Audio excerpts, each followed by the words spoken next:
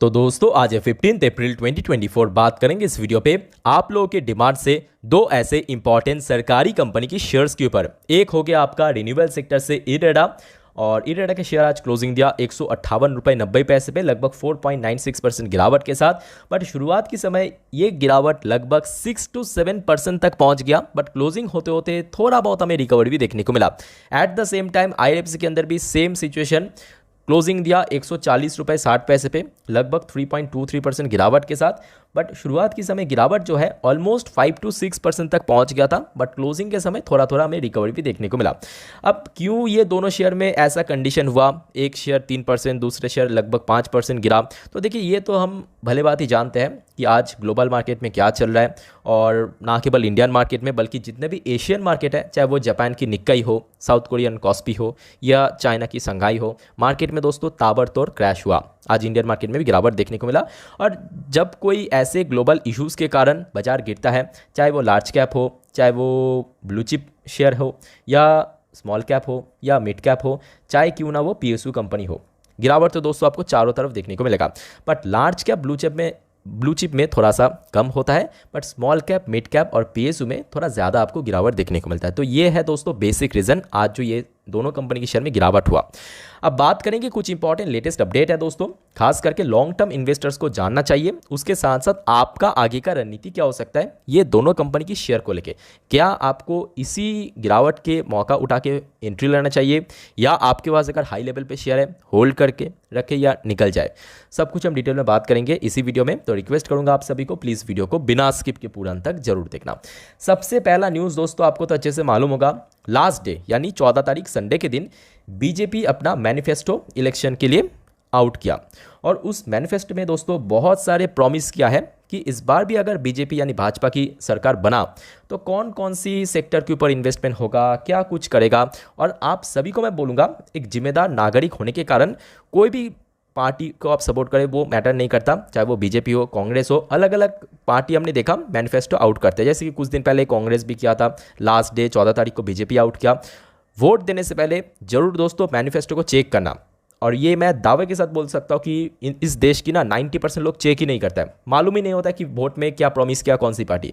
ठीक है, तो एक जिम्मेदार नागरिक होने के नाते ये वीडियो खत्म करने के बाद गूगल पे सर्च कीजिए, बहुत सारे वेबसाइट आपको मिल जाएगा जिसके ऊपर आपको ये सारे टॉपिक, यहाँ पे जो भी प्रॉमिस किया है मैनिफेस्टो में, वो आपको जानने को मिल जाएगा। ओके, तो दोस्तों यहाँ पे हम बात करेंगे एक छोटा सा पार्ट को। मैनिफेस्टो में तो बहुत सारे प्रॉमिसेस हुआ है, बट यहाँ पे एक छोटे से पार्ट जो कि हमारे काम का है। जैसे कि आप देख सकते हैं, यहाँ पे मेंशन किया कि भारतीय जनता पार्टी यानी BJP in its election manifesto for 2024 general election has lead a strong Mphasis on continuing the infrastructure. देखिए मैं आपको इसके पहले दोस्तों ये जो वर्ड है, आई थिंक कि आप इस चैनल के ऊपर मल्टीपल टाइम्स अलग अलग वीडियो पे मल्टीपल बार यहाँ पे मैं आपको बोल चुका हूँ कि इंफ्रास्ट्रक्चर। अब देखिए इंफ्रास्ट्रक्चर अपने आप एक बहुत बड़ी इंडस्ट्री है, जिसके अंदर आपका डिफेंस हो गया, रिन्यूएबल सेक्टर हो गया, रोड हो गया, एयरपोर्ट हो गया, पोर्ट हो गया, सब कुछ आ जाता है। ठीक है, तो यहाँ पे दोस्तों एक अच्छा खासा डेवलपमेंट होगा।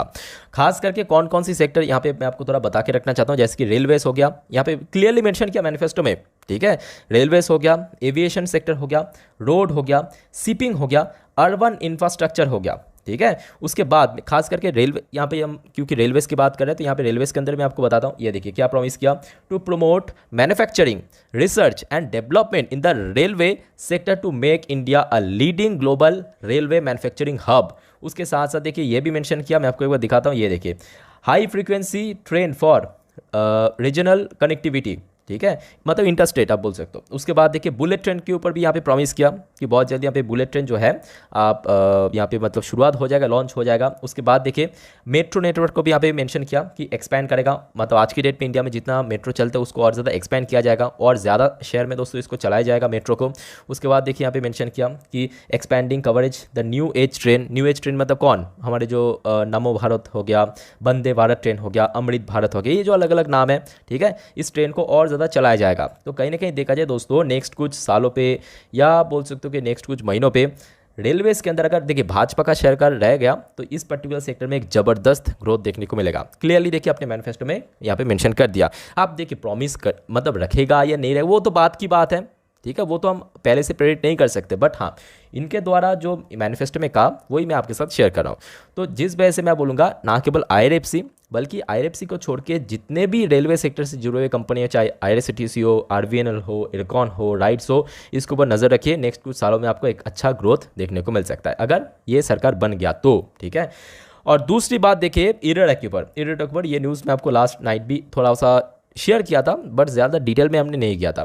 तो बेसिकली लास्ट डे संडे के दिन ना एक बहुत इंपॉर्टेंट डेटा आउट हुआ था रिन्यूएबल सेक्टर के ऊपर। जैसे कि आपको मालूम अक्सर होता रहता है कि कोई फाइनेंशियल ईयर खत्म हुआ, कोई क्वार्टर खत्म हुआ, बिजनेस का अपडेट आता है ना। तो इस बार दोस्तों देखा गया कि रिकॉर्ड तोड़ ग्रोथ देखने को मिला। किस पे, ये देखिए जो यहाँ पे रिन्यूएबल एनर्जी कैपेसिटी है 18.48 गीगावाट पे पहुंच चुका है फाइनेंशियल 24 पे, जो कि इसके पहले मतलब ईयर ऑन ईयर बेसिस पे कितना 21% की ग्रोथ देखने को मिला। 15.27 गीगावाट दोस्तों इसके पहले था, जो कि इस बार बढ़ के लगभग 18.48 गीगावाट हो चुका है। और इससे भी बड़ी बात यह है जो अनुमान लगाया जा रहा है कि लगभग 2030 मतलब अभी चल रहे 2024-30 मतलब सिर्फ 6 साल बाकी है। 6 साल पे, नेक्स्ट 6 साल पे टोटल 500 गीगावाट बढ़ जाएगा। अब सोचिए कितना गुना, 18.5 रफली पकड़ लेते हैं, 19 आज चलो ठीक है 20 ही पकड़ लेते हैं, ठीक है। अगर 20 से सीधा सीधा दोस्तों 500 गीगावाट हो जाता है तो आप सोचिए कि यहाँ पे एक एक कंपनी में कितना फायदा होगा, चाहे वो इरेडा क्यों ना हो, टाटा पावर क्यों ना हो, अदानी ग्रीन क्यों ना हो, या वरे रिन्यूएबल क्यों ना हो।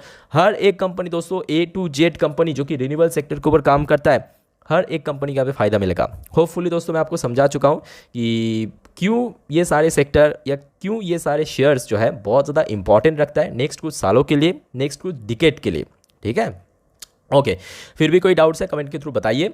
अभी हम बात करेंगे ये दोनों शेयर के अंदर स्पेसिफिकली अगर गिरावट हुआ कहाँ तक गिर सकता है और खास करके आपका रणनीति क्या हो सकता है ये दोनों कंपनी की शेयर को लेके।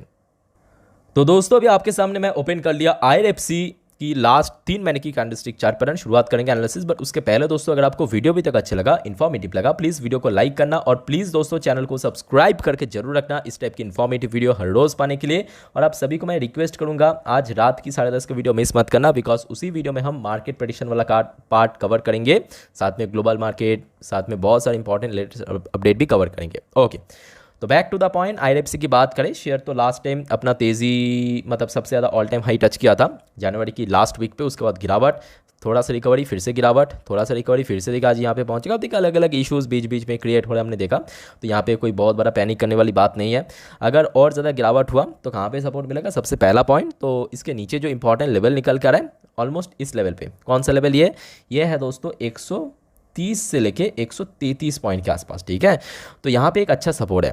अगर ये लेवल टूट गया तो उस केस में आराम से आप बोल सकते हो कि लगभग कितना 125 तक पहुँच सकता है, जो कि लास्ट टाइम हमने देखा था मार्च के लो टच किया था, ठीक है। तो सबसे पहला सपोर्ट लेवल यहाँ पे है। और दूसरा पॉइंट, अगर आपको इन्वेस्ट करना है तो क्या आपको इन्वेस्ट करना चाहिए, तो सबसे पहली बात देखिए ये आप खुद से पूछिए कि आपके अंदर पेशेंस है। आप मिनिमम पेशेंस मतलब कितना, मिनिमम 5 साल देना पड़ेगा आपको, मैं आपको बार बार बोलता हूँ 5 साल देना पड़ेगा, 5 साल की पॉइंट ऑफ व्यू रख के चलिए। तो आपके अंदर इतना पेशेंस है तो जरूर जाइए, गो फॉर इट, कोई इशू नहीं है। कंपनी अच्छी कंपनी है, टॉप नॉच कंपनी है, फुल प्रूफ मैं आपको दिखा दिया, फुल डेटा आपको दिखा दिया है ना कि क्या कुछ हो सकता है। बाकी बात करें देखिए इरेडा की शेयर भी हमने देखा था एकदम से गिरावट के बाद, मार्च की लो टच करने के बाद शेयर में बहुत अच्छा रिकवरी देखने को मिला, नियर अबाउट 40% के आसपास। उसके बाद फिर से शेयर में थोड़ा सा कमजोरी लास्ट ट्रेडिंग वीक पे, और आज के डेट में फिर से गिरावट ऑलमोस्ट 5% के आसपास। तो यहाँ से अगर नीचे गिरावट होता है तो सबसे पहला ऑब्वियसली बेसिक जो सपोर्ट लेवल है 150 के आसपास, जो कि आज भी सपोर्ट मिला था, ये लेवल अगर टूट गया उस केस में इस लेवल पे, ये कौन सा लेवल 140 से लेके 145 के आसपास दोस्तों यहाँ पे सपोर्ट बन सकता है। बट स्टिल मैं बोलूँगा अगर आपको इरेडा के अंदर भी इन्वेस्ट करना है तो लॉन्ग टर्म की पॉइंट ऑफ व्यू रख के चलिए। मतलब ऐसा नहीं है कि आज आपने 150 रुपये में बाई किया, आपने बोला कि सर आपने तो 150 में बाई करने के लिए बोला, मैं 2 हफ्ता वेट किया, शेयर में कोई प्रॉफिट नहीं दिख रहा है तो आपने फंसा दिया। तो ये बात नहीं बोलना चाहिए। मैं बार बार सबको बोल के रखना चाहता हूँ कि देखिए लॉन्ग टर्म की पॉइंट ऑफ व्यू से इन्वेस्ट कीजिए, मैं लिख भी देता हूँ, लॉन्ग टर्म की पॉइंट ऑफ व्यू से इन्वेस्ट कीजिए ताकि शेयर जो है टाइम के साथ साथ बढ़ पाए, क्योंकि मार्केट के एक पार्ट है, जैसे तेजी भी मार्केट के एक पार्ट है, गिरावट होगा वो भी मार्केट का पार्ट है, फिर शेयर में कंसोलिडेट करेगा वो भी मार्केट का पार्ट है, ठीक है। तो ये हर पार्ट को दोस्तों आपको समझने की जरूरत है। बाकी इस वीडियो को वाइंड अप करता हूँ, मिलते हैं नेक्स्ट वीडियो पे, तब तक के लिए टेक केयर, बाय बाय, जय हिंद।